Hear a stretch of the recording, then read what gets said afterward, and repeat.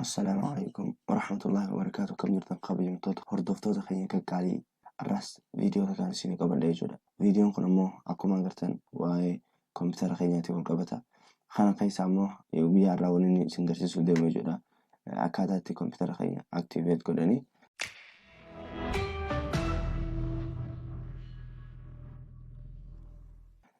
jalqaba kompiitarri keenya kun activate ta'uu dhabuusaa yoon isin garsiise asumaan window plus i tuyne akkuma ijaan agartan kana window isn't activated jaa activate windows now jaa kana jechuun windown keenya activate hin taane jedha kabajamtoota hordoftoota keenya. Kanaaf ammoo isa kana activate godhuudhaaf jechuudha wanni nuti fayyadamnu jechuudha har'a software tokko yookiin toolii tokko fayyadamna. Inni maal jedhama? Microsoft Toolkit jedhama. Kunoo akkuma agartan kana isaa kana jechuudha. Kabajamtoota hordoftoota keenya akkuma agartan isa kana fayyadameetiin isin garsiisa jechuudha. Banee yookiin activate godhee jira kompiitara kana. Isa kana immoo isiniif kaa'ee jiru description irra faayila kana jechuudha. Meegaabaayitii 50 fi wayina fakkaata. Isa kana gabbuufatanii akkasitti itti fayyadamtan jechuudha. Ammaaf ammoo akkaataa itti fayyadama isaa isin haa agarsiisu jechuudha. Isa kana itti fayyadamuudhaaf osoo isin bannee jechuudha settingii keessa seenta. Achi booda bakka searchitanitti maal barreessanii threat akkuma agartan kana threat jechuudha biyya barreessan virus and threat protection jaa isa kana click goone jechuudha. Yookiin virus and threat protection jettanii barreessuu dandeessanii jechuudha kabajamtoota hordoftoota keenya. Kanaaf asumaan gayyaatanii jechuudha osoo software san hin banne manage settings kajoo kana tuutan jechuudha. Achi booda jara kana hunda off gootanii jechuudha. Yes jennaani. Achi booda kanaas off goona.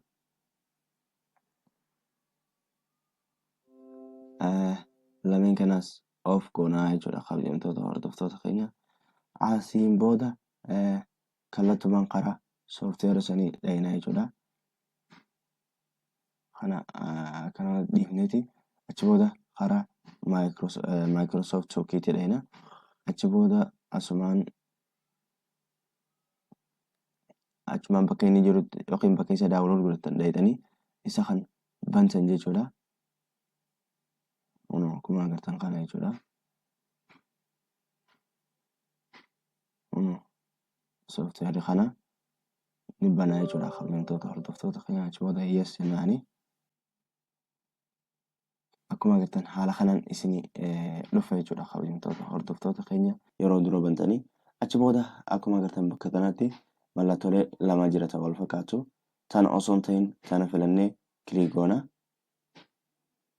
Achi booda akkuma agartan asitti production key kajoo kana click goona. Achi booda Windows product kajoo kana jalatti Windows Vista kana osoo hin ta'in Windows 10 filannaa jechuudha gayyaan gabbuune jilarratti. Achi booda core kajoo kana enterprise jennaani. Achi booda install jennaan jechuudha. Akkuma agartan kabajamtoota hordoftoota keenya asirratti production key installation successful jaa. Ammaan booda gaa wanni nu hafe jechuudha activate godhuu qofa jechuudha kabajamtoota hordoftoota keenya. Kanaaf kan akkuma jirutti dhiifneetuma jechuudha activate jennaani. Ni eegaga hamma activate godhee nuuf fitu jechuudha.